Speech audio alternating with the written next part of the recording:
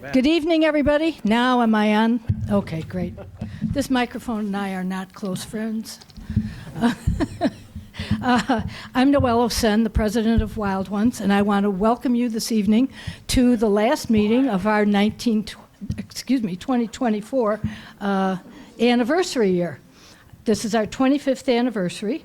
We've had a great year so far. We've had some wonderful speakers. We've had terrific field trips. We've had garden tours. We've had pints and plants.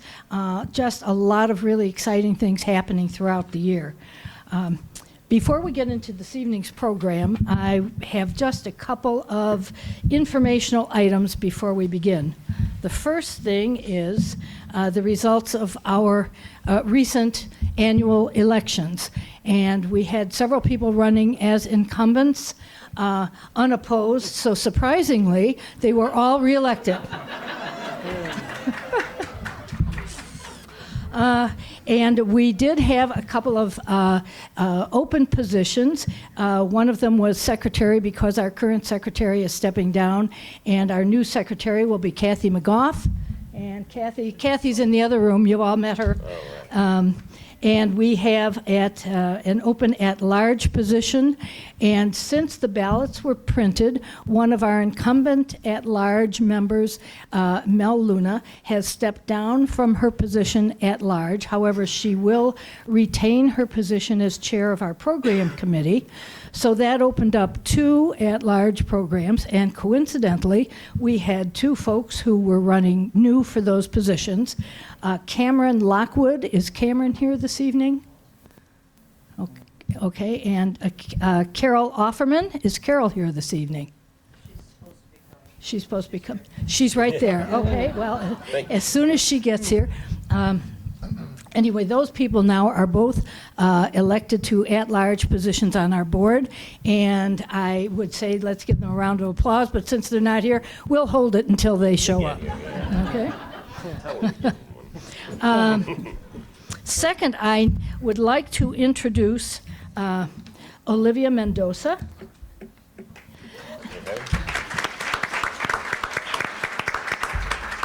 Olivia is responsible for this gorgeous picture that we have up here. Let me explain to you a little bit about what this is. The Kalamazoo Area Wild Ones is pleased to be the beneficiary of a 2024 Kalamazoo Artistic Development Initiative grant. This summer, the Arts Council of Greater Kalamazoo accepted a proposal by local artist and illustrator Olivia Mendoza to create a custom insect host plant illustration in celebration of our 25th anniversary. Olivia collaborated with KAWO Vice President Quinn Edwards, whom you all have met, to select the subject of the illustration, a snowberry clearwing moth with nannyberry. Olivia specializes in realism and natural subject matter, and I hope you all have a chance to view her beautiful original artwork. The illustration will be featured on new KAWO garden signs available for purchase in 2025. Olivia's holding up one of them right now. As well as a free print for every household with an active KAWO member in 2024. I hope most of you were able to pick up your prints when you came in. We have a list right outside here and with all of our members on it, so if you did not pick up your print, please be sure to pick it up before you leave this evening. Next year, KAWO will raffle off the original artwork to raise funds for our chapter activities. Stay tuned for more details on our website and our Facebook page. And next, I would like to introduce Mike and Carol Klug. Where are they? There you are. If you would like to step up here for a moment. Mike and Carol would like to talk to you about the Wild for Monarchs Committee. Thank you. All right. Actually, I got elected. You got elected. Good. Hi, I just want to say a few words about our committee. As you're all well aware, I'm sure that the Monarchs are in trouble, and there have been both local and national initiatives to try to help restore their numbers. So the person locally who has been the guiding light and the instigator of most of our activities is Ilse Gebhard, whom many of you know, I'm sure. So she had been working with some of the national partnerships even before 2012, which is when the National Wild Ones Office encouraged local chapters to begin some kind of initiative to help the monarchs. So Ilsa did start a committee here, which is called Bring Back the Monarchs, and that has been one of the committees of our chapter for the last 12 years. So Ilsa was the chair of that committee, and Mike and I joined her as co-chairs several years ago because Ilsa's physical activities are somewhat limited now. And so we do a lot of different things, and I don't want to take up your time talking about them now. But Ilsa wrote a blog, which is on our website. Have any of you read this? Yes. It's very good. It describes it in detail.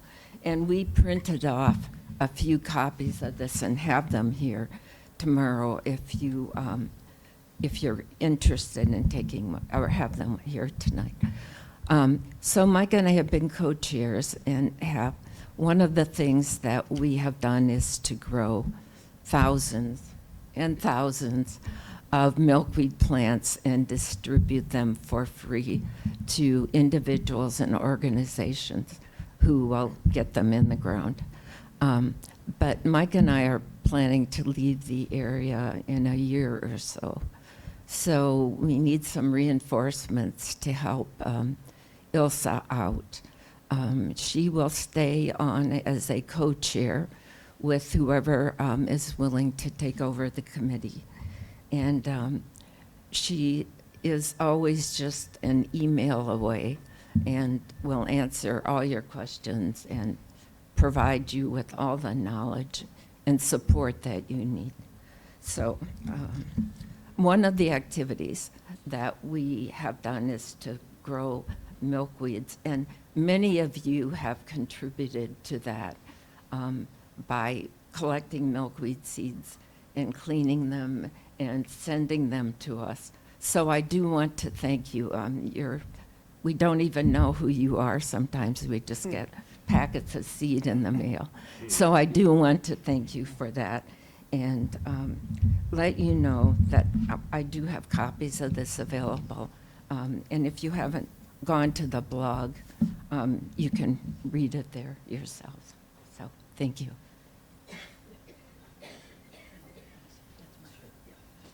Thank you, Carol. And I would really like to ask you all for a round of applause for Mike and Carol for all the work that they have done all these years. Thank you so much. Next, I would like to introduce Mel Luna, who is the chair of our program committee and is responsible for all of the great programs that we've had this year. And she will introduce the program for this evening. Thank you.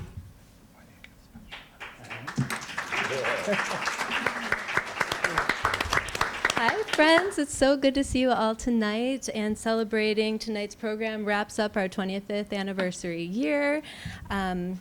Before we get started with our panelists, who you see, and I will introduce, I would like to welcome to the stage our founder, co-founder, Tom Small, to share a short retrospective of the advocacy work that has taken root in our community over the past 25 years. And that certainly deserves a round of applause, Tom. Yep.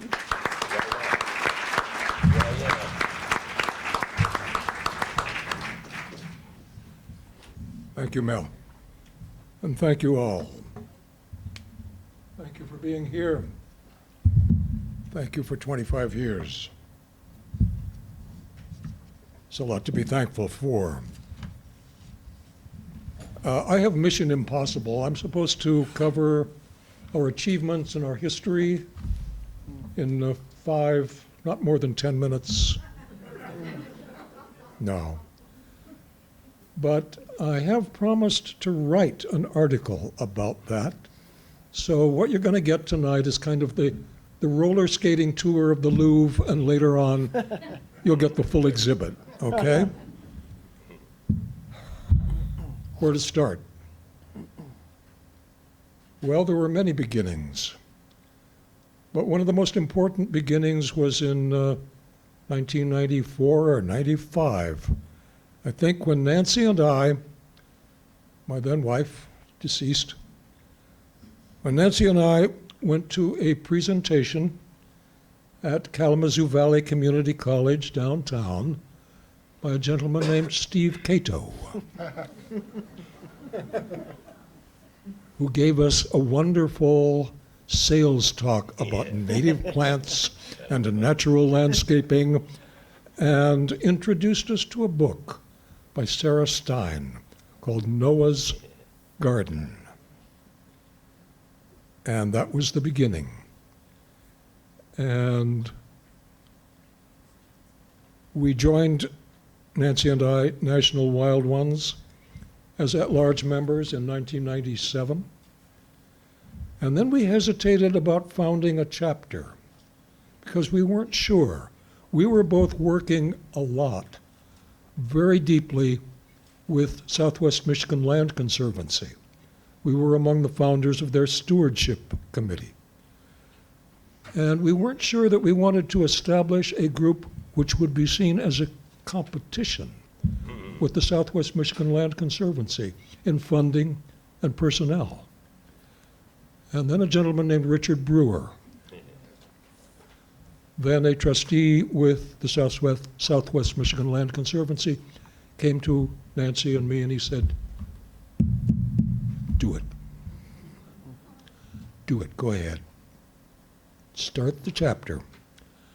So on a November evening in 1999, Nancy and I moved all the furniture out of the living room, gathered all the chairs that we could, and waited for the crowd to assemble. We had sent out emails to everybody we could think of who might be interested, and every chair was filled. And there were some people who just kind of had to sit on the floor, and we were very gratified. That was the beginning, that was the sign that we could make it, and that we were going to be a chapter. And I want to thank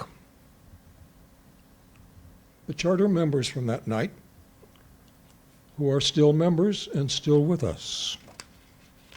Chris Bartley, Katie Takahashi, Harry Cotterill, Martha Dallinger, Tacy Drasnin, Ilse Gebhardt, Russ Skipper, Dave Lemberg, Catherine Niesink.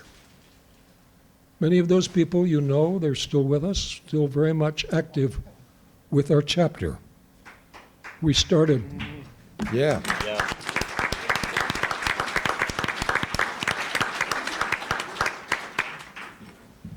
We started with 30 household members. As of November 2024, we have 257 household members, and some 650 people have been at one time or another, some for quite lengthy periods, active members of this Wild Ones chapter. And at the time that we started our chapter, there were maybe less than 2,000 household members nationally.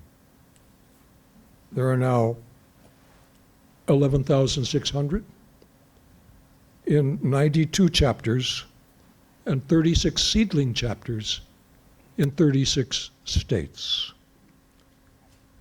Thank you to everybody who made that possible. Thank you all. Thank those of us who aren't here tonight. Thanks to Doug Tallamy.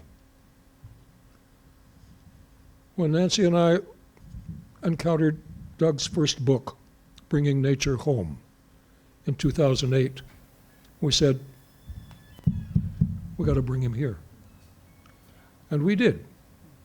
in November 2008 in a 2-day conference at the Nature Center where he was the keynote speaker. The first of his many, many appearances here in the state of Michigan, and of course, nationally. Sarah Stein provided the vision. Steve Keto provided the means. Doug Tallamy provided the science that proved what we knew in our hearts already, that we had to save biodiversity and that we had to do it yard by yard in our own community with our own hands and our own plants. And it's not just this chapter that has worked to that end. We have, in one way or another, spin-offs from this chapter kind of all around us. The River City chapter in Grand Rapids is a spin-off from this one. The Calhoun County chapter, which alas is no longer with us, was a spin-off from this one. The Friends of Wood Lake, the Stewards of Kleinstuck, the Stewards of Glen Park, Hidden Savannah Nursery, Drop Seed. All are in one way or another spin-offs from the impetus of this meeting and all of the many people who have contributed so to its growth, to its health, to its work, to its achievement. Another of our achievements was changing the landscape ordinance in the city of Kalamazoo in such a way as to make it friendly to what we're doing. And it sure wasn't when we started. Weed ordinance was right in there with other nuisance ordinances such as spitting on the sidewalk or peeping in bedroom windows. That's the class you're in, folks. But you're out of it now because we changed the weed ordinance. It took a while. We had to get into the right committees. We had to talk to the right people. We had to reject the first steps that they took and saying, you know, that isn't it. That won't do it. And it took about 2 or 3 years to get that ordinance changed. And we now have one of the most liberal ordinances anywhere in the country. Basically, if you maintain it, it's okay. Basically, if you maintain it, it's okay. And if you get into any trouble and you're in the city of Kalamazoo, come talk to us. The book. The book is another of our achievements, and although Nancy and I wrote the book, and I completed it after her decease, as she made me promise, it's owing to all of you that that book exists today, because it grew out of the handouts that we put together for this meeting. And finally, we had so many handouts that we were carrying around and juggling all the time. We said, this has got to be a book. And we've got to have it all together in one place. And so that's what we worked towards. And we're now in the 6th printing, and it's still going. It was published in 2011, 6th printing now, and it's being sold pretty much all around the state. It's adopted as a course text at the University of Windsor. It's been used as a course text at Kalamazoo Valley Community College. And the book is a kind of compendium of the message and the work, and we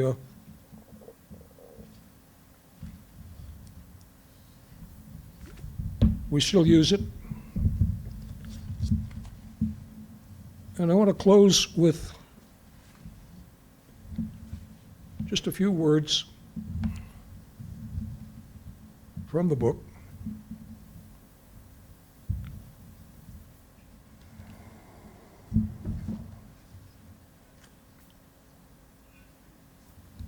It's from an essay that I wrote as I was completing the book. And it's titled, "What Does It Cost to Bear Witness?" And the section of the essay that I'm going to read from is titled, "An Act of Opposition, a Way of Living in Place." For Wendell Berry, gardening is an act of opposition or protest. But more than that, it's what he calls a complete action. It deals in a very practical, immediate way with the emergency situation itself, an energy crisis and a violent assault on the creation. It is, in short, a bearing of witness. To put it simply, a telling and showing of an entire way of life, of restorative life. It is what Marshall Massey calls us to, a healing response to some wound that another has suffered. Of course, Wendell Berry has in mind the planting of vegetable gardens, but what he says pertains even more to native plant gardens and natural landscaping, because they provide healing and sustenance for countless creatures other than just ourselves. Just as much as vegetable gardens, our native plant gardens are what the founders of the Anathoth Community Garden in Cedar Grove, North Carolina, call a small act of witness, a way of living in place that, if practiced, might begin to repair some of the damage we have inflicted upon our neighbors, the fertile soil, and ourselves.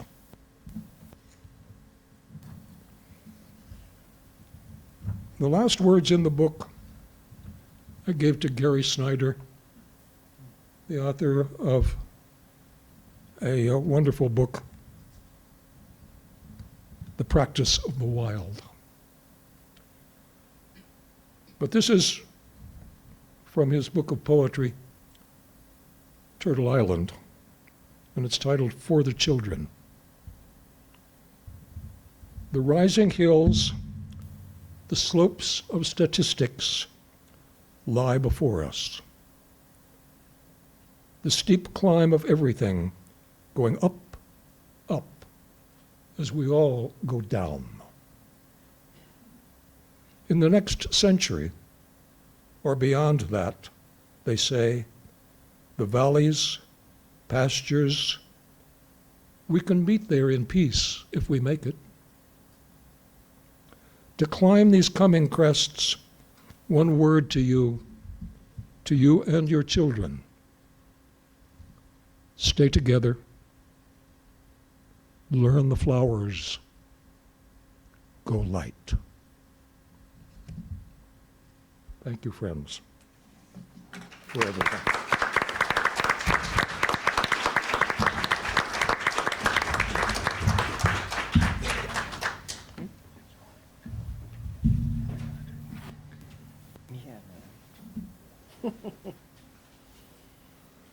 Thank you so much, Tom.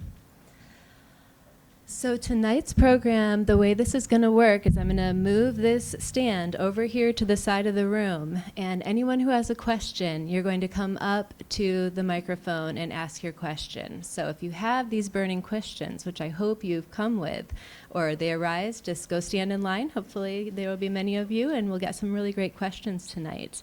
And who you'll be asking them of, to my left here, and I will ask you guys when you answer questions, if you don't mind just standing up so that the people in the back of the room can see you. Sure. Here we have to my left, how many of you know this guy? A show of hands. Chad Hughson. Excellent.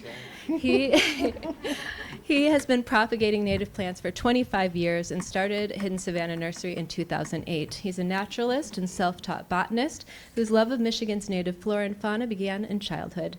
He's passionately working to restore his family's 35 acres to resemble its pre-settlement landscape of oak savanna. And he has a degree in chemical engineering from Michigan Tech. So, welcome, Chad. And next we have, absolutely, all right. And right next to Chad is his good buddy, Mike Weis. How many of you know Mike? Excellent. He's gotten around. When did you move here, Mike? 2020. In 2020. It's amazing what you've accomplished. So he, in response to our need as a community for people to put in these wonderful plants and get our gardens started, he started Drop Seed Native Plant Landscaping, in partnership with Chad at Hidden Savannah, who grows the plants. So he's been gardening with natives since 2005, works with Chad at Hidden Savannah, volunteers with Swimlick and Stewards of Kleinstuck. He's on the board of Stewards of Kleinstuck as well as Kalamazoo Wild Ones and on the program committee, and represents KAWO for the Asylum Lake Preserve Council. So he's a busy guy, but he also finds time to create engaging educational posts on Instagram. That's very good. Thank you, Mike.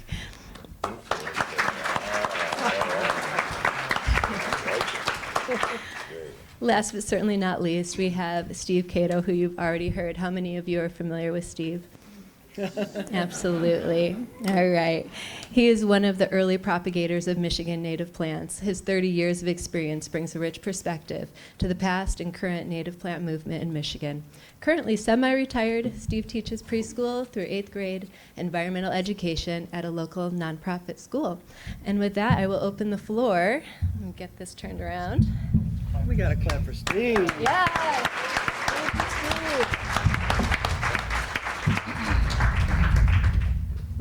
The panel was just our ploy to get Steve out and so he could talk to Get him out of everybody. get him out of the house. No, you worked with my wife, didn't you? Oh, I get it. Get me out of the house. So is anybody willing to open the floor here? I do have a question. You ready? Come on over.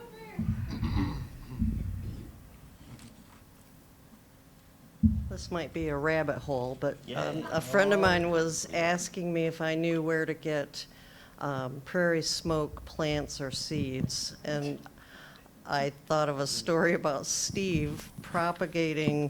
Somebody told me at one point that Steve had propagated more prairie smoke in this area than anyone ever, and I'm just wondering if y'all want to talk about that. So I'll do that part. So there's a great story that original prairie smoke that came from a prairie outside in Newaygo. And actually, there might have been people that were in this organization way back. And the story goes that I got this call one day and they said, oh, there's this land being bulldozed and we're going to run up and we're going to grab as much stuff as we can. And I said, well, if you get something, I'd be interested always. I was early in the propagation stage. I said seed, plants, whatever. And they came back, and the group of people came back with all sorts of stuff. I mean, all sorts of stuff. It's really cool. I got a bunch of different things. But the one thing I got that I was really excited about was the prairie smoke. And I'd never really seen it before wild. I mean, it was just one of those things. I was like, oh, this is so cool. And the story they gave me, and this was kind of interesting, they said, we were up there digging, they said, and this land was slated for development. They said there was all sorts of stuff on this property. I mean, prairie smoke's rare enough, but there was other stuff. There was a puncha, there was ruella, there was all this stuff out there. And I was like, really? And they're bulldozing? He said, yeah, some developer got it, and they're just bulldozing it, but they're going to let us come in and dig. And they said they were so indignant because there was somebody official there from the state that was standing around with a notebook and said, oh, what are you taking? Where are you taking? Finally, they said, what the hell? If you cared that much, you wouldn't let this happen.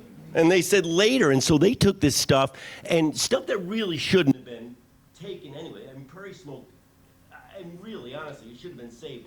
And so we got a hold of it, and I for many, many, many, many, many years cherished that. So I don't know where your stock came from, but that story always reminded me of kind of this issue. Yeah, we're trying to save this. Meanwhile, there's other people out there gouging it up as quick as we're trying to save it. And it's like, dang bang, you know, it was one of those things. So that's the story behind the prairie smoke. I can't get you any, sorry. Done. Anyone else? Okay, well, I have a question from Quinn and back. She says, Portage lost a lot of trees in the May 7th tornado.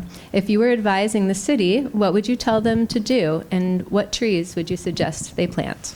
First of all, it sickens me every time I drive down Center Street from 131. Growing up, my house backed up to the state game area, and it's gone. But on a bright note, that all used to be savanna. Mm-hmm. This, especially if they went through and burned this soon, it would actually be wonderful, and we'd probably get a regeneration of all these plants that have disappeared or have very small populations because they've let it turn into oak forest. Mm-hmm. I would suggest they use native trees. And there is I don't remember her name, but in Detroit, they are very good at using native trees, and they've identified what native trees actually work in urban environments. Because, you know, some trees, just like beech trees, probably are not going to do that well right next to Westnedge Avenue. But I don't know her name, but I would suggest natives. Go ahead. Go ahead. Well, I don't have much to say beyond what Chad just said, but I would say a lot of these neighborhoods, my neighborhood in particular, Winchell neighborhood, has a lot of wonderful old oaks and hickories, and it's pretty much the only remnant left of what was here prior to European settlement. So when I go to a site and I'm kind of taking inventory to get a clue of what might have been there and what we could kind of build off of, there's barely anything, pretty much usually never, of the understory, but there typically are some wonderful oaks and hickories. I mean, they're reaching probably almost 200 years at this point. I mean, some of those on off of Westnedge, those bur oaks, look, they're amazing. Those are like 300 years old or something. But so the problem is you don't see any younger oaks underneath them because it's just lawn underneath it. So what's happening is, you know, these people they admire their oaks, but not enough to let them have babies. So you cannot procreate.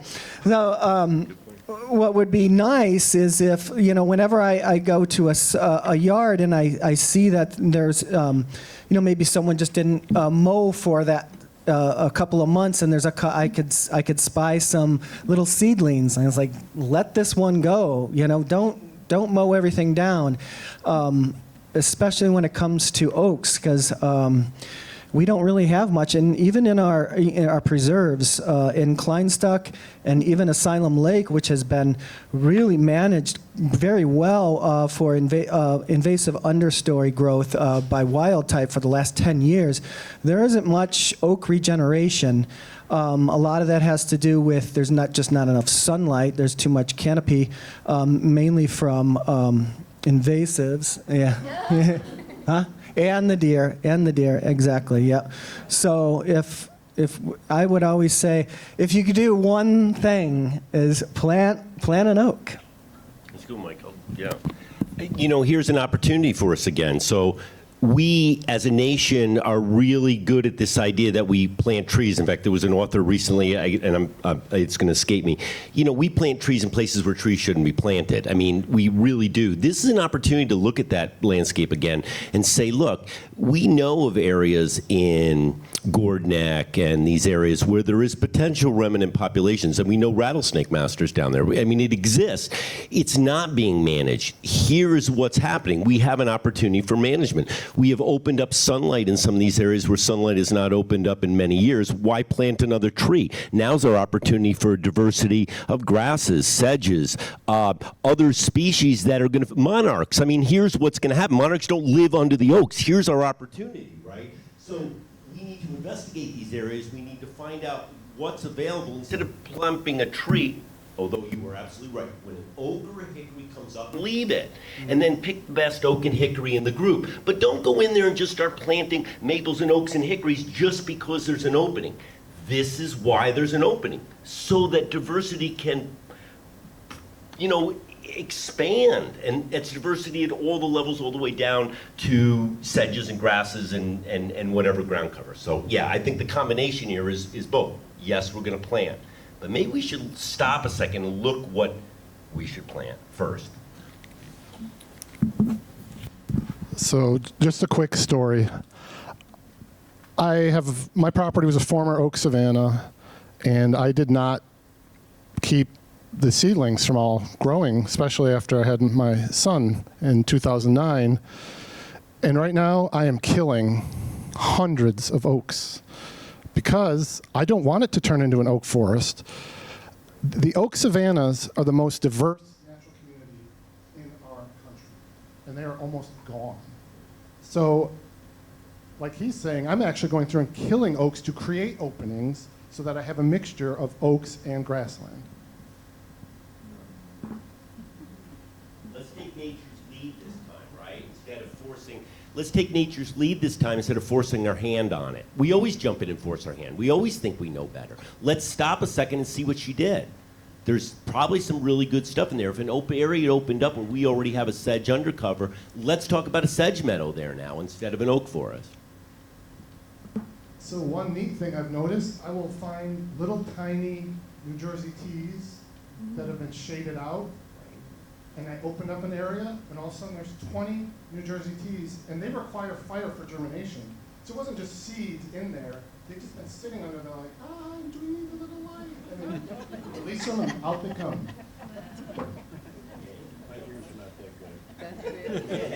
Okay, guys. Okay, new topic. For me, the hardest thing is maintenance once you have an area planted and established. What advice would you have related to maintenance? We can't burn most places. We can go in and cut, but you also have problems of plants that don't live and then they show up other places, and it's kind of hard to manage. They want to do what they want to do. Oh my gosh. You want to really get me started on this? I don't know. I don't know. I thought about this. This is actually one of the things I thought about before I got here. And I don't know exactly, that is maybe if I was going to look back at positive and negative, I would say one of the positives are very obvious. What we have done as a group, individually as a group, as a community, as organizations in terms of promoting natives and all the good that is done in the landscape, whether it be for education, wildlife, aesthetics, remediation, whatever. I mean, that list is extensive and should be celebrated. On the downside, we did not understand, nor did we forcefully encourage the appropriate management of these landscapes. We all fell into the trap of it's going to be easy. Where people have failed, when they have fallen into that trap, those landscapes have failed. Where people have committed, even with great amounts of frustration and difficulty and expense, there has been some very good successes. And I would say that again, that if you cannot fulfill all the requirements of a native landscape, and that may include fire, and that may include cutting of trees, and that may include mowing, and it may include broadcast of seed and killing of plants and digging up of things and moving them around. Whatever it is, if you're not committed to that, you will not have success. I mean, I think we want these landscapes to fit into our lifestyle, and that is not true. We have to make accommodations in our time, in our money, in our resources, in our relationships with our neighbors to make these things possible. And if we don't, we get the consequences. My famous thing that I love to think about is there's no right and wrong in nature. There's no right and wrong. We're not going to assign that. But there absolutely always is consequences. How you deal and how you respond to those consequences is what it's about. If you're going to make that decision, then you will have that consequence. If you don't mow, if you don't burn, if you don't remove invasives, there's a very obvious consequence. You can't come back from that easily. You have to make those decisions. They come. So my short answer is, if you are going to make this thing adapt to your lifestyle, then live with the consequences. And certain species will not survive.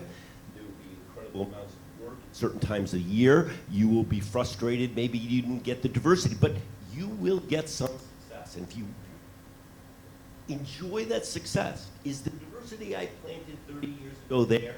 No. There's still way more diversity than any yard in my neighborhood. I am thrilled. I'm thrilled. But it's not what it was 30 years ago. And that's me changing, not just the prairie changing. I had to change to be able to go with that. So you can't make this thing conform to your, you just can't make it conform. You said it, you cannot make it conform. And once you accept that, now we're going. Now we got somewhere. That's the short answer. And I would say, in terms of success at anything, everything needs maintenance, right? I mean, relationships, your health, a lawn, right? A lawn, someone wants a really beautiful lawn, well, it's just not, you have to maintain it, right?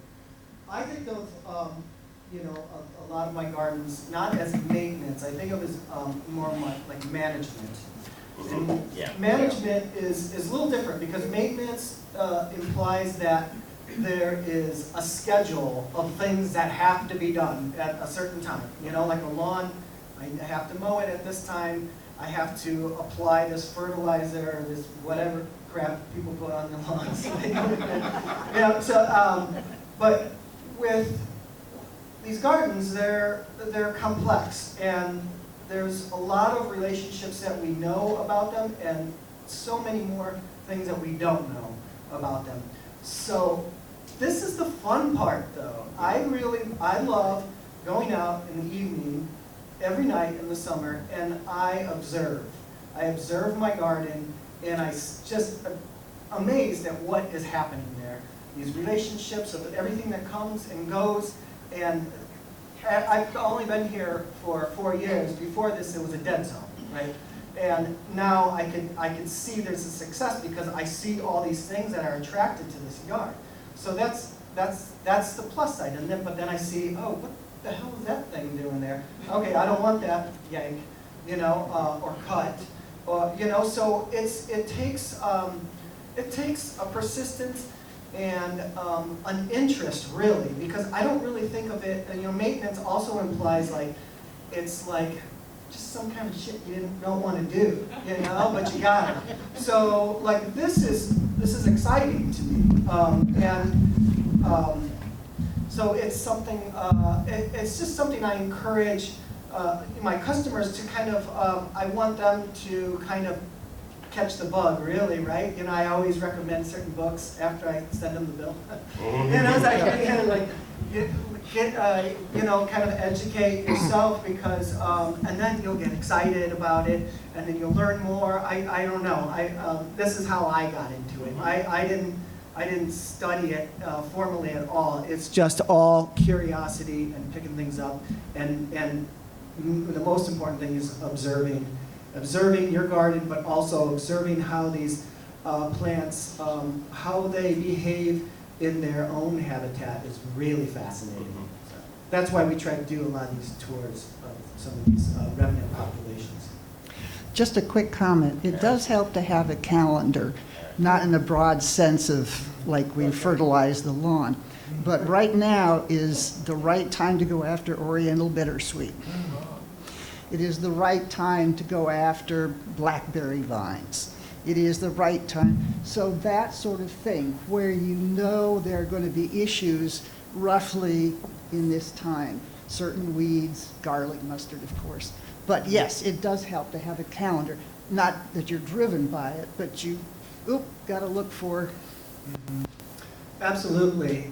And I would also say, well, it's made it a lot easier now that we all have these apps, so we can I use it a lot all the time. And but don't completely put tons of faith in those. But it'll get you started, right? So it'll give you an idea. And then, I always tell people, especially my customers, give me a call or send me an image of what you see and that's popping up. And you're right. If you got Oriental bittersweet, you've got something. Some of the nasty ones, right? They do definitely require more hands-on target approach. And yeah, maybe you call me out for that one. You get a second? Go ahead, Chad. Got something to add to that. Just one quick thing, especially for new gardeners, figure out a budget and pack those plants in. Do not spread them out 2 feet apart because you're going to be weeding and weeding and weeding for years. Get your budget and pack them in, and then move on to another section when you get some more money, instead of just picking an area, buying the plants and spreading them all out, because you're going to just be constantly weeding and fighting it. We really made a mistake in the sense of not being able to monetize management.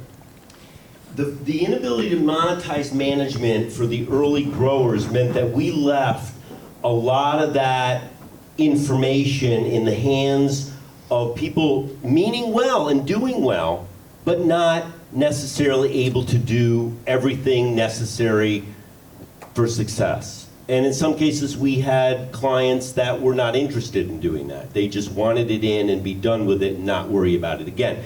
And the mistake is, we always said, gee, if we could just put another year, just people would be willing to pay one more year of management, that would make the difference. And nobody would. You'll buy endless amounts of gas and fertilizer for your lawn, and you'll buy the tools and everything like that, but nobody would spend the money to have a professional come out, walk through and go, cut this, remove that, let's mow this, burn here. That's all it took. And that meant that a lot of knowledge didn't pass to people in a timely manner. And there started the decline in some cases of some of these landscapes and the failure of some of these landscapes. So that's my personal feeling. I wish people could have made money doing that, because the people would have been happier at the end.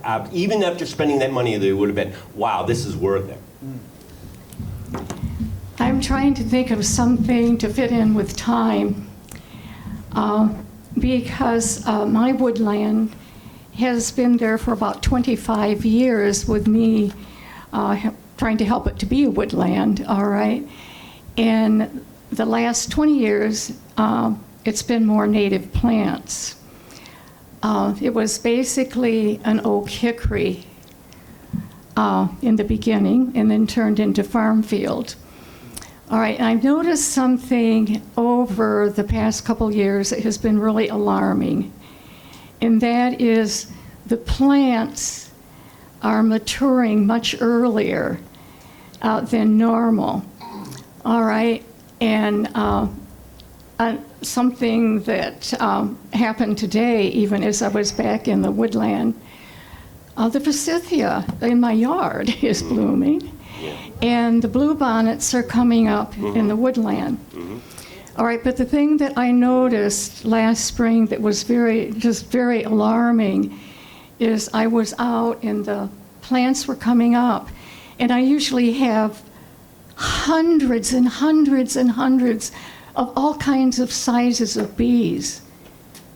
And there were no bees. There were no bees.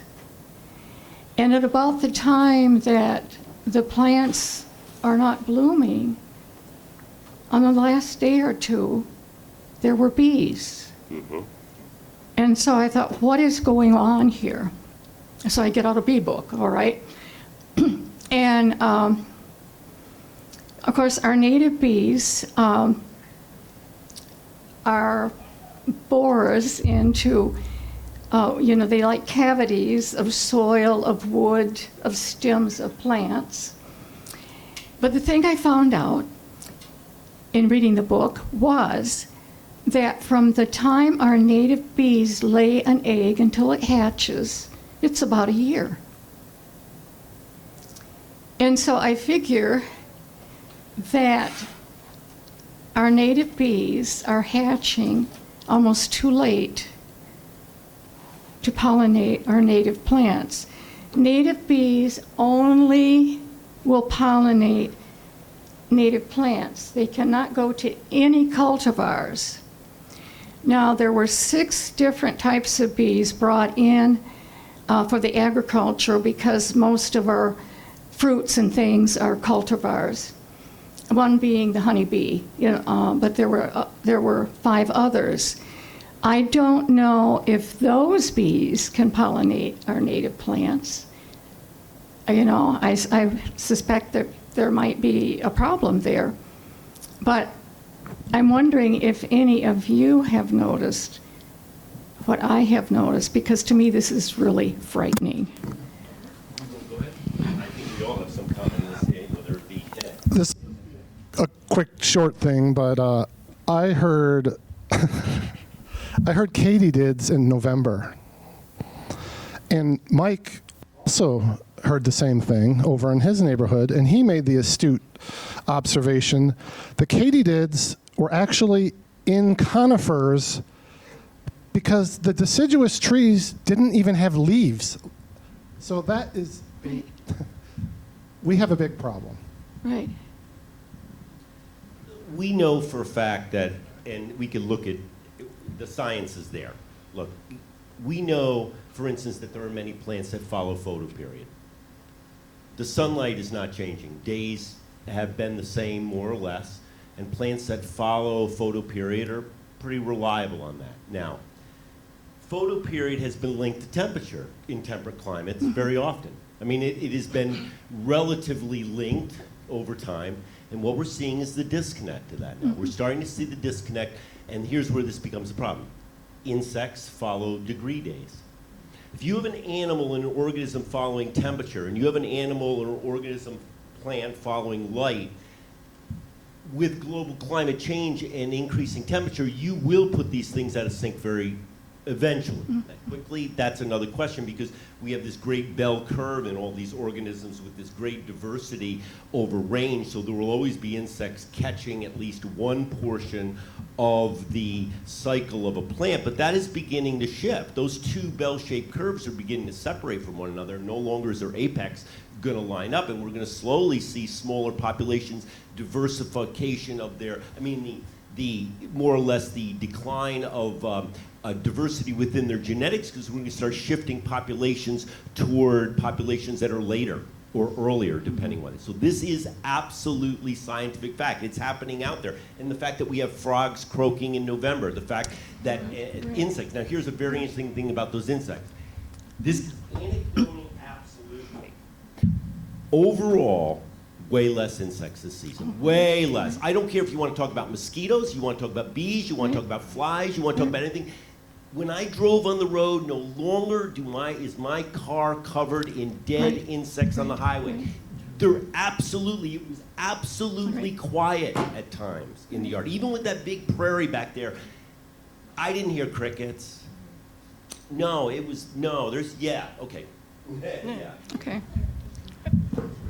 So just like Steve was talking about this, from a greenhouse perspective, there are certain plants that are purely degree days. Those are the ones you come and buy from me in the summer, since they've been growing since mid to late February. They're going to bloom the first year. There are other plants that are photoperiod based. I kind of have to wait to even get them going, because if I get them too early, it doesn't matter how warm it is, they're photoperiod based. They want more sun, and I can't make more sun. I just don't have that power. But you agree with the fact that what we're seeing is this is part of a trend. This isn't going to change, because these organisms have millions of years of evolution, and we are changing things in hundreds or decades. There's no way those things are going to line up. There are going to be winners and losers, mostly losers, based on the sheer volume of organisms that are tied to some of these very precarious cycles now. So I have maybe a good follow-up question to this. So I'm interested in wondering, in understanding whether anybody has ever calculated the amount of area that Kalamazoo area wild ones or you folks have planted under native pollinator, and also to pose the idea that what you're all really doing, in part, whether you realize it or not, is contributing to a climate solution for the city of Kalamazoo. Because what's happening underneath all those prairie plants is soil carbon is being accumulated, and you're providing pollinator habitat. So yeah, I was curious whether anybody's ever calculated that, whether the city is interested in that, and if they, if there's any way for us to help out. So I'm a faculty member at Western. We do a lot of mapping, and hi, Steve. Yes. Yes.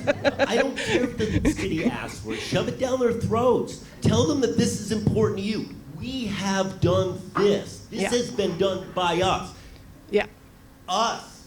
Not you, and this is what we want more of from you. And nobody's done this already, though, I guess is really my question. We started this back at Western. When I was leaving Western, there was a really good student, Kevin, who was very interested. You might have seen him at one of the programs back when I did him back then.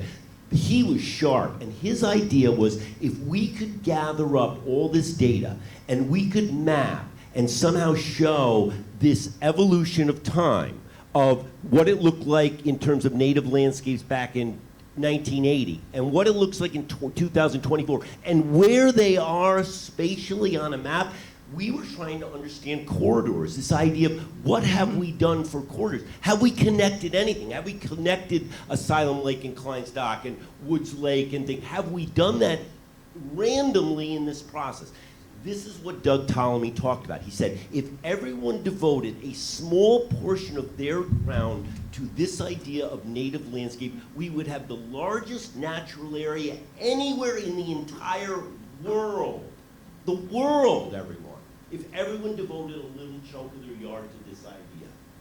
So that's what we're talking about. And you should go to the city. We should do this mapping. And we should lay down, because right now the city's looking for all this input. They just had a meeting last night, right? Just recently on that. What makes this city healthy? That makes this city healthy. So don't wait for them to ask for it. Say, this is what is important to us, and we proved it. Why? We did it out of our own pockets. Right. I can't tell you how, some people call it something else. This passion that wells up inside me when I see something incredible that is being done and not being given the due that it deserves drives me absolutely insane. They're going about with a new, don't even get me started on the new arena. What have we done? Chop liver? No, we've made this city a better place for everybody. I'll follow up with you later, because it sounds like you have the connections I need. Wow, no, it's crazy. This is the passion that you have, what you guys have done. I drive around town every day and I think, dang, that wasn't there 20 years ago. People didn't do that 20 years ago. People didn't accept that, now they do. That says something. That's mainstream, right? From crazy, wacky folks to some sort of mainstream. As much as I hate mainstream, we're kind of there. We miss you at WMU, Steve. That's a great question. I really love this. I have one quick follow-up about climate change I wanted to mention that popped back into my head. There is something that's really enjoying this, and it's ticks. Yeah. I've had 5 ticks in the last 5 weeks. Ticks. My wife, Krista, and myself are the first 2 confirmed people with alpha-gal syndrome in Kalamazoo County. I currently can't eat mammal meat, and neither can my wife.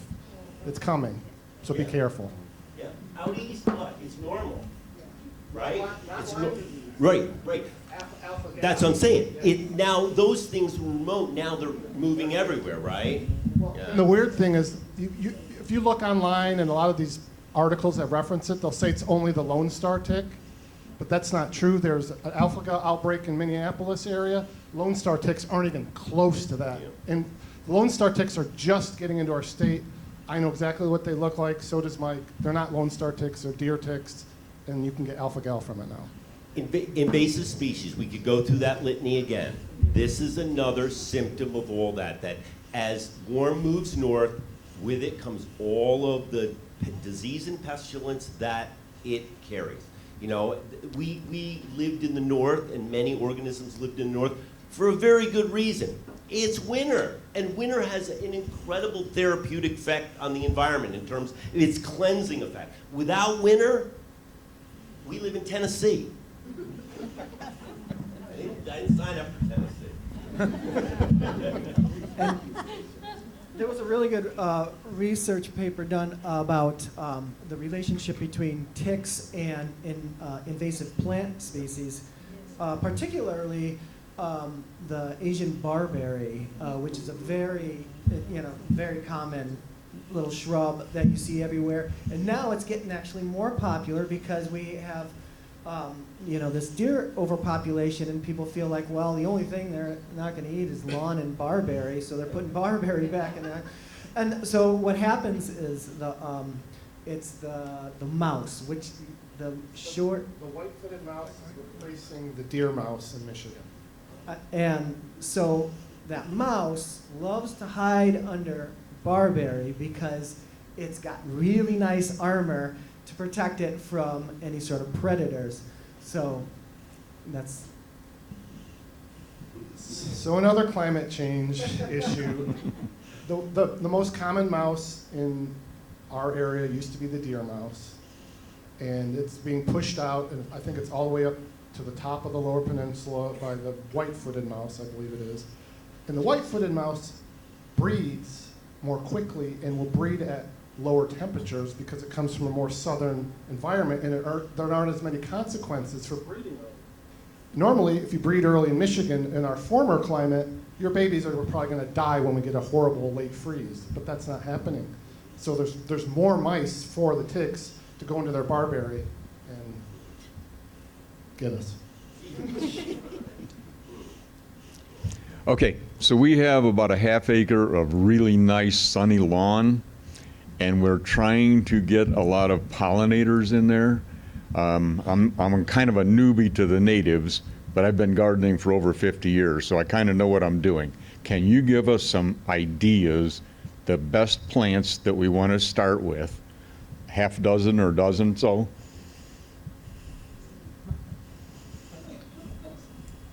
I would want to know your soil conditions.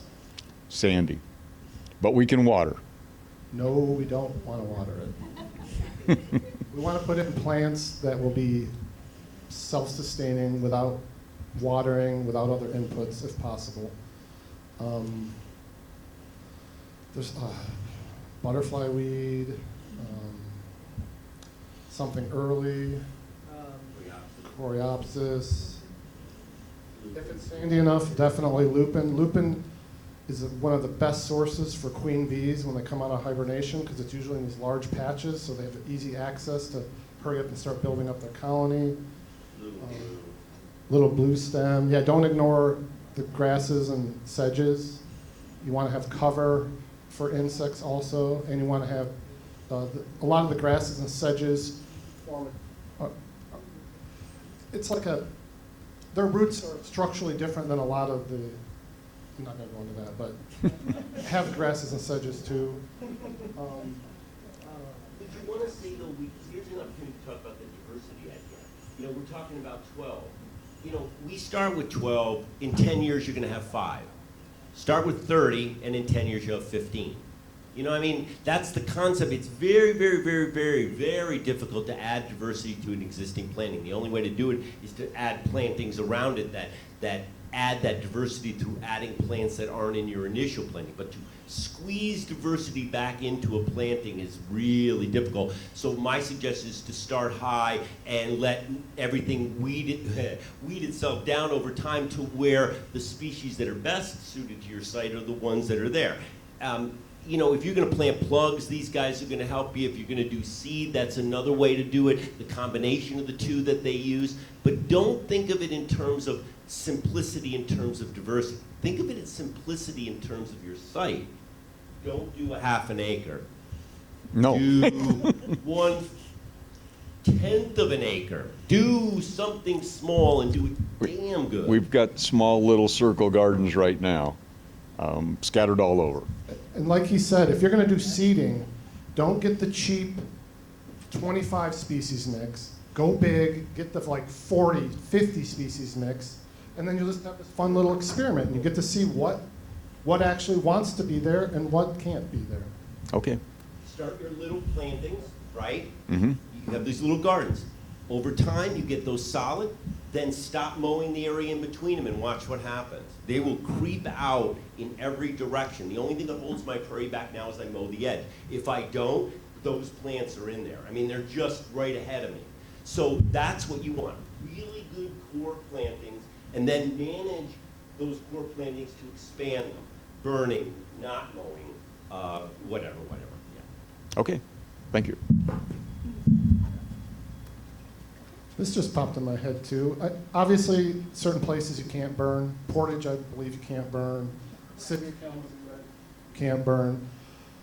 But when you are going to use like mowing as one of your maintenance things, don't just mow it and leave the thatch, because if you do that year after year after year, it's going to completely change the soil and the area. You might want that, but I would suggest every once in a while you mow it and remove all the thatch, because that's going to be more like a fire.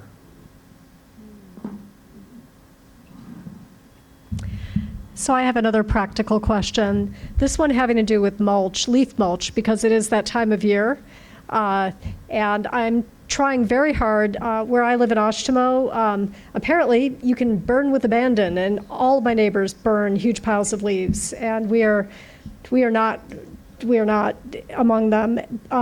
But we are trying to use the leaves, trying to keep the leaves in places in the yard and use them as a way to kill off grass in a slow, progressive way year after year so we can expand native plantings. But I'm wondering, for where we've already started to establish some native plants, is leaf mulch over winter a good thing? And if so, how much, how deep, where? We have both shade and more open. All oak natural communities historically carried fire. Oak leaves have a very high amount of tannin in them, and they don't break down as fast as many other species that are like in beech maple forest. And it's very noticeable. If you go through some old oak forest in this area that's never been burned, there's probably going to be this huge layer of leaves that is not necessarily good for the environment and for the plants. So I would burn them.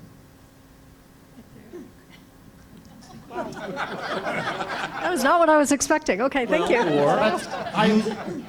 I live in Oshtemo. I've been to board meetings telling people we cannot have a burn ban, because the people should be burning some of these woodlands every once in a while to get to the leaves and get rid of that layer.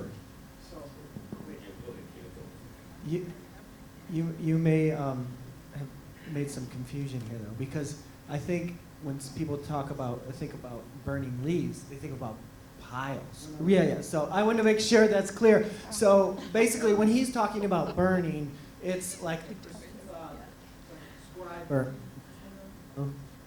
yeah. So it's basically a prescribed burn. So instead of, don't do what your neighbors are doing with the big piles and the massive smoke.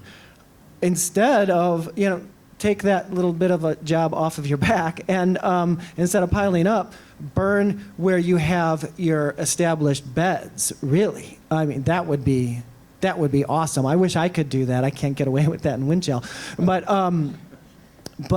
that's what he's talking about, to burn where they lie.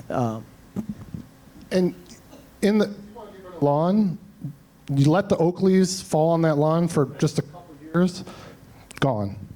So use your oak leaves, take them off the area that has your high value natives in the understory, and use them to kill off new areas that are adjacent to begin to move them. I use all those leaves as paths later on. I use them in the garden to kill off everything over the winter, keep weeds from starting up till I'm ready to start my garden planting again, my vegetable garden. And then I remove the leaves, use them as paths, takes the leaves, use them as paths other places till they break down.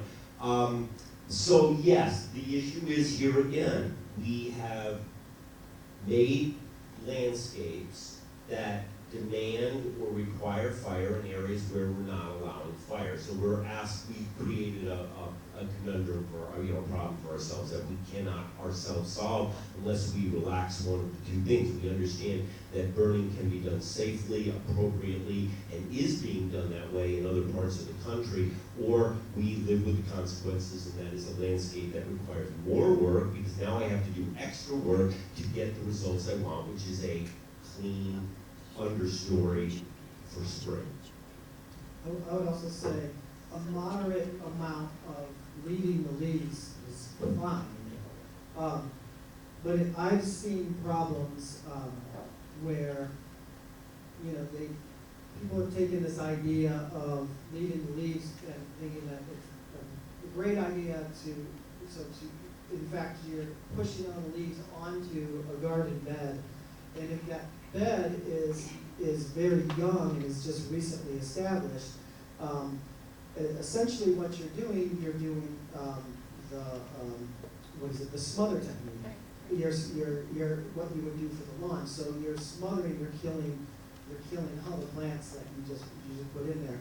So I tell people to, especially you're in a neighborhood like mine where there's no way you're going to be able to burn, and you also don't want to be like sending a bunch of the possibility of a bunch of caterpillars off to the landfill, right? Like throwing it into the street for the city to take.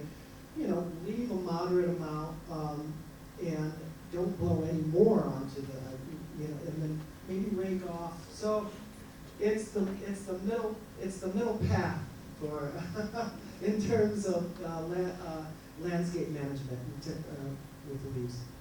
I'm a bit extreme. But one thing, if you're burning just a yearly or a 2-year amount of oak leaves, you can just rake the area that you want it. The flames are like this high. It's very controllable. You're near your house, so you can have a hose to spray anything that gets out. It's not that scary. Little piles, in other words, like little piles, multiple little piles. Yeah, little. Big piles. Or just leave. Yeah, bonfire things.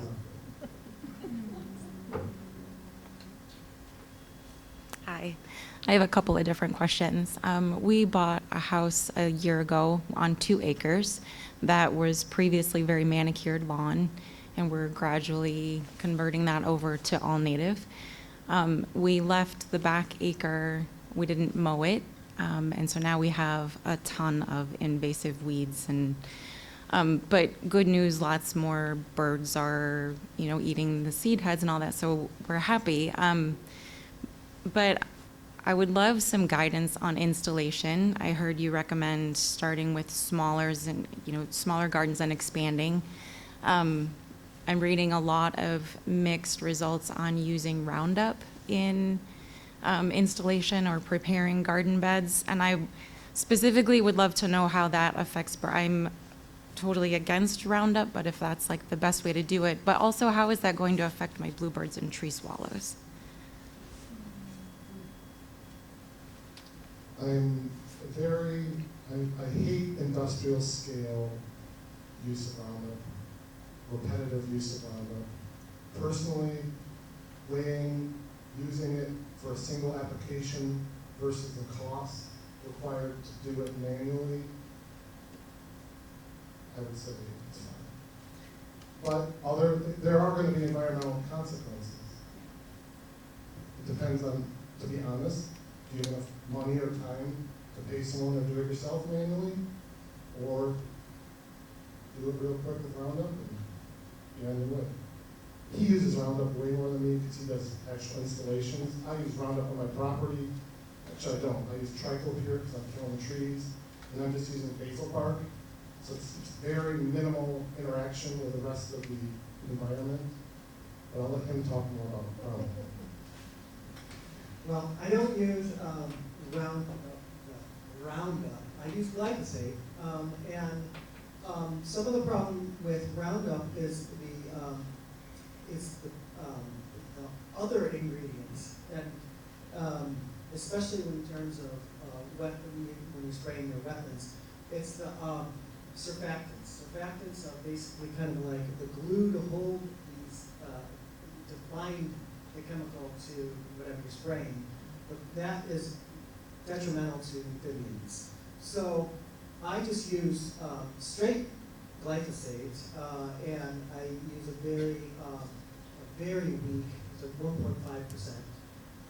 If I need to add a surfactant on something that needs to penetrate, like, I have so many different methods, but something like Vincovine or what is it, the ivy, that whatever, the English ivy, anything that has a real thick, glossy, heavy leaf, you know, if you it will just run right off of it. So you kind of need a surfactant for something like that. So you just kind of, you know, it's what my friend Paul McNellis says, it's another tool in our toolbox. It's not always going to be, it's not the first one you want to grab. It depends on the situation.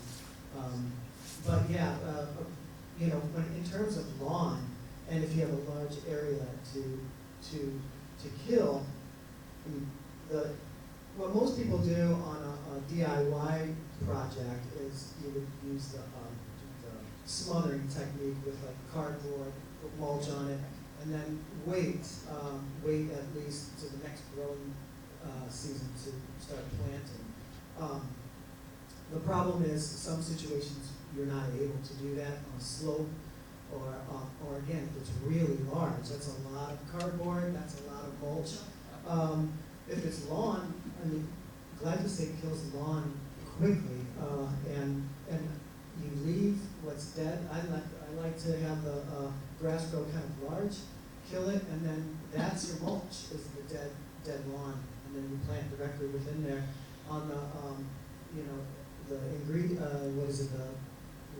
The instructions say after 7 to 10 days, but Paul McNellis and everyone I know who's worked in ecological restoration say within 3 days that chemistry is completely, for the most part, gone from the soil breakdown by was it the bacteria, and yeah, so it's a tool in the toolbox. I absolutely agree on that tool thing, that we need to understand the fact that we're dealing with some stuff that is not playing fair at all. And we are at a disadvantage in most cases. And I think that using the tool judiciously is a good idea, whether it be an axe or, you know, a chainsaw or a glyphosate. But give you one other alternative. I've tried it. It's very slow. It's not really as exciting as doing the killing off and planting this thing. But I've done successional planting on sites on my property, particularly where they are close proximity to an existing prairie planting.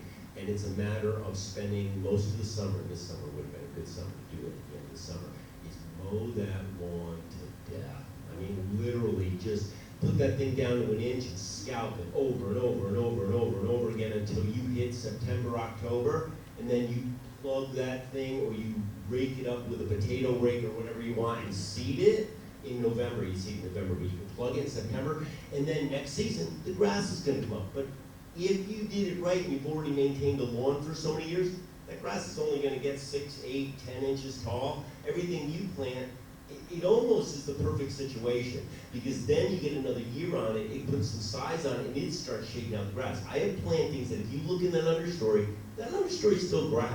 But the plants above it are 3, 4, 6, 8, 10 feet tall by the end of the summer, and then the understory is blank, you know? So it does work, but it takes years longer, and it's definitely not as like, wow.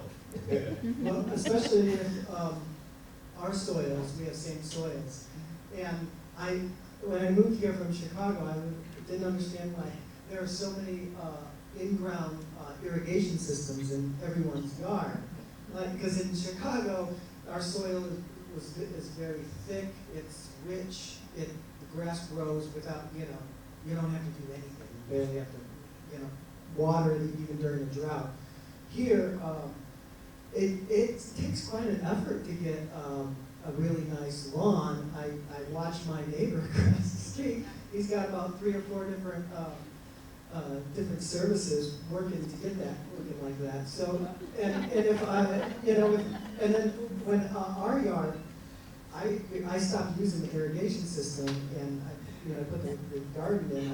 I didn't give a crap about the lawn, and I realized that thing burned out within a few months. So you could get away with what Steve's talking about with that method. I would say, yeah, in certain situations. Summer's a great time to kill stuff if you're trying to kill it. But one thing is that you said that area is not just turf grass anymore, right? No, once we stopped mowing it, there's grasses and hawkweed and. You're gonna have a bunch of perennial weeds that need some sort of control. You're beyond the point there where you could add successional except for trees. You put trees in there, but putting prairie plants in there, you'd have to at least at one spot kind of start over somehow to give them a foothold. Okay. So that leads to the second part of my question is, as we're establishing these gardens and the rest of the acre, are we better off to let that go to these weeds, or should we continue to mow it? I would definitely mow, and I would advise you to mow. Okay. Yeah, those babies seed like crazy. Even like Chad was talking about perennial weeds, but even annual and biennial weeds, they get in there. I mean, if you have that basically weed farm nearby, that is always going to be an issue. It's a struggle because it's everywhere. I mean, I do a lot of work in Kleinstock, and I just think of Sisyphus, because it's a lot. It's just going to be constant maintenance. There's tons and tons of pressure from all of the neighboring houses. I think we've done a great job on this one slope, and pat myself on the back, and then I go for a run, and I see like this one yard has like 1 million bittersweet berries just dangling like a sword over Kleinstock, right? So yeah, sword of Damocles, right? Pick that area that now maybe you have to back up on that, find an area that you haven't let the lawn go, and start there, because now mowing is an amazing management technique that limits a lot of species very quickly. And so that's where your starting point is. Once it gets beyond that, you want to make sure your plants are introduced before you let it get beyond that. You can't pull it back, or pull some of that field back again and start back over again. But don't stress over the fact that in the meantime, let that go until you're ready to, and mow it when it's the worst. Like mow it like these guys are saying, before it gets so seedy that even if you open up a patch of ground, you know it's going to be covered in that seed, right? We all now realize how hard work this is. That was the other mistake. We thought, oh, this is the solution. This is the panacea to all those horrible landscaping chores that we've had all of our lives, right? We just picked a new chore. It should be a fun chore, and its success is very uplifting and very positive as compared to a lawn, but it's still a horrendous amount of work. It's the same amount of energy input, and so that attitude has to be, the end justifies this means what I'm doing here, including sometimes the legacy, right? Sometimes. Yeah. Thank you. I have wondered if people, I'm from People's Church, which has about 25 acres, and we have had to use SISMA. Do you know what SISMA is? Do you guys? No, I didn't think so. SISMA is a 3-county sort of organization from the state of Michigan. And if you have a really bad problem, like a really, really nasty, and enough acreage, and really, really nasty weed that is invasive, and we use it for swallowwort, which is a sort of a substitute for milkweed, but it can't support monarchs. But they take it anyway because it looks like and it works like. But so they come in, they spray it, and then it takes years sometimes. It's taken us several years to get rid of it, and we have just a lot of acreage. But that is the place, SISMA, And it's at Berry County, I think? Yeah, there's Berry County, and there's Van Buren is probably the one that you would. Yeah, because I talk to her once a month, once a year, and I can never remember. But yeah, and you just call them up and tell you have this problem. Could you come and help me? And they come and help you, and they charge, like for all our acreage, it charged us $200 to do it. So I will take it any day. Absolutely. Yeah, especially on something like knotweed. You know, that really, you really need to have a professional. Don't try to do that one yourself, you can make it worse. Just as a follow-up for talking about SISMA, if you're in Kalamazoo County, you can contact the Kalamazoo Conservation District, or if you're in Berry County, Berry Conservation District, et cetera, they can help you with the SISMA there as well.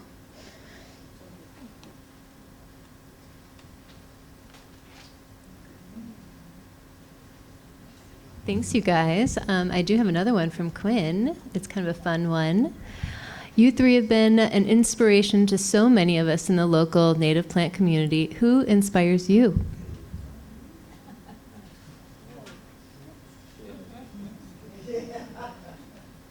Bill Schneider, a wild type, and Steve Keto.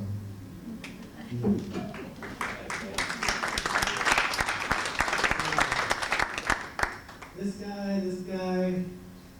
When I moved here, I was impressed with the talent that we have here in ecology.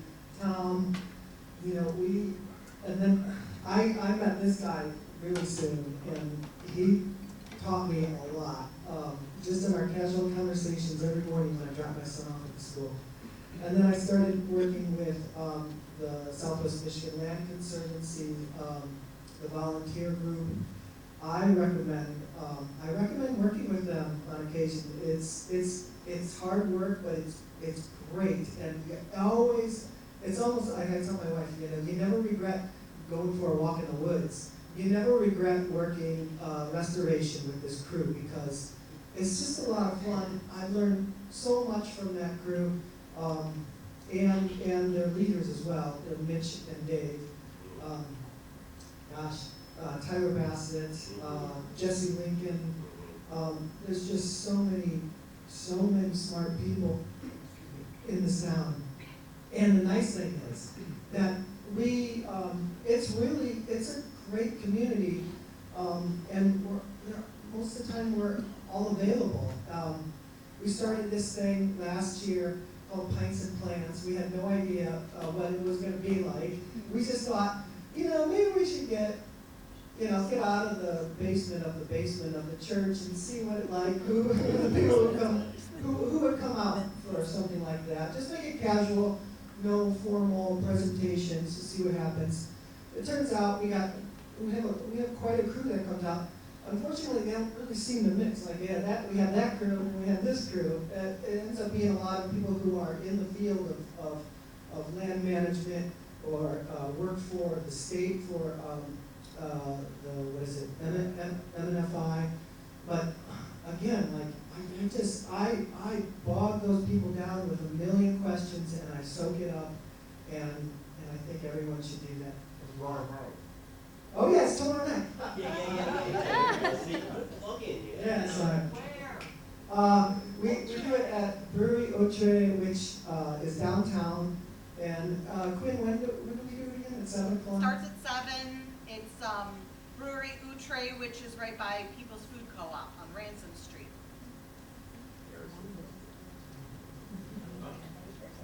To answer that question, the original OG Tom, I have to say that even though he always says that I got him started, I think the impetus to not only continue going, but also the fact that I saw that there was value in what was happening, that people were taking this and doing something maybe more than I thought they were. You know, I was in it to make some money too, right? I had to raise my family. And as much as passionate I was when I saw people run with this and take it to another level, to take it to a community, really a community scale, a grassroots that grew was very, very gratifying. And if I had to think about my heroes, besides Tom, I'd say anybody who's still left in this industry fighting their way to make native plants accessible and available and to teach people how to use it. And of course, people like Doug Ptolemy, who I believe everyone should see and hear. And I would throw something out here. What you said is exactly right. Why doesn't Kalamazoo take this incredible brain trust and do this again, where we have some sort of conference where we update ourselves again and we kind of energize this community and make them proud of what it is that they are doing on a citywide, a countywide, a statewide, and hopefully in some ways we can represent this in some national way, that Michigan has some sort of ecological conscience. Maybe that's what it is. I don't know. So you know, this community when I got here was very open, very willing, very savvy, an amazingly savvy ecological plant community here. I'm very gratified to know many people here who have gone over and above. And again, I still learn great things. Bill Schneider, oh my goodness, really, bow down. So there you go. I also forgot Nancy Cutler-Smith. Of course. Yeah. Please, thank you. And Paul McMillis. Oh, yeah. He's my buddy. Him and him, we do a lot of work with plant stock with Asylum Lake, and he's been at it for so long. He'll always remind you of his age too. 78, he's still. I just got hired by Asylum Lake as a consultant, so he's still at it. Amazing work. I call it volunteer restoration. It's like the youth, the fountain of youth. The group I work with on the Wednesday Warriors is amazing. Pretty much everyone there is retired, and they make fun of me when I'm starting huff and puff. What Stan is, Stan's in his 80s. He's there twice a week. It's incredible work. I just want to kind of give a plug to Justin Gish, who is the sustainability planner for the city of Kalamazoo. He formerly ran the Gibbs House at the Parkview campus. Justin is wide open to any suggestions related to native plants and environmental issues. So reach out to him. There's a committee, Environmental Concerns Committee. You go on kalamazooCity.org, you can find all that information.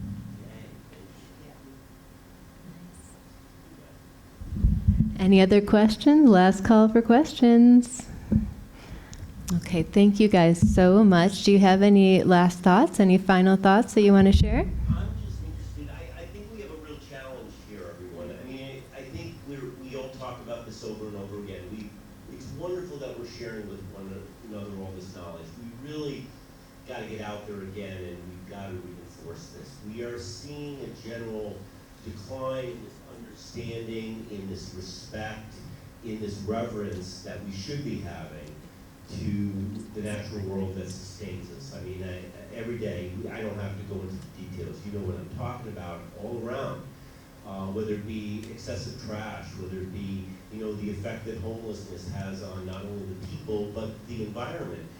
The fact that we see still unregulated development without an understanding of what's going to be left for a community of the future. How do you create a resilient, adaptive, a healthy community if you slowly whittle it away and make it just useful for the very few? So, and safe for the very few, and even accessible for the very few. So I think this is, and Tom brought this up years ago, the book that you wrote went well beyond the idea of native plants. You and Nancy had a vision that this was a cultural, community, social movement, that we were getting back to something that we as a nation, our wealth was built on the native landscape, on the wildlife. And now what do? We dismiss it, we disrespect it, we divide it up and partition it and sell it off. I mean, that's what we do to it. And how can we get to this point? You all are, I'm preaching to the choir, I know that.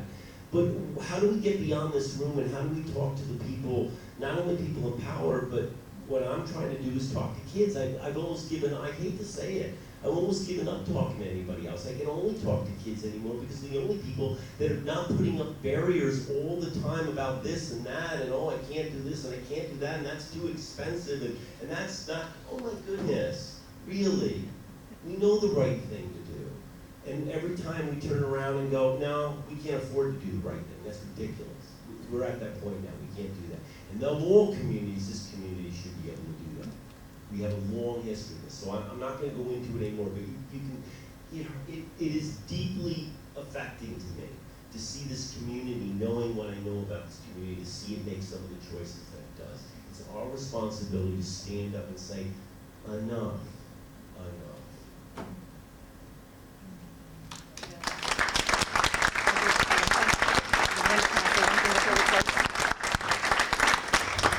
I just wanted to say on behalf of the Portage District Library, thank you, Chad and Mike and Steve, for coming and speaking with everyone today. And then I also wanted to remind everyone that the Portage District Library has a seed library that is stocked with a lot of native plants. It is upstairs next to the local history room and the makerspace. These are plants where I know where they've come from. Most of them were either started at Chad's Nursery, Hidden Savannah, or come from Bill Schneider's Wild Type. So I feel very confident about the provenance of these seeds. And so we're happy to share them with the community. You're welcome to take as many as you like, as long as you promise to plant them.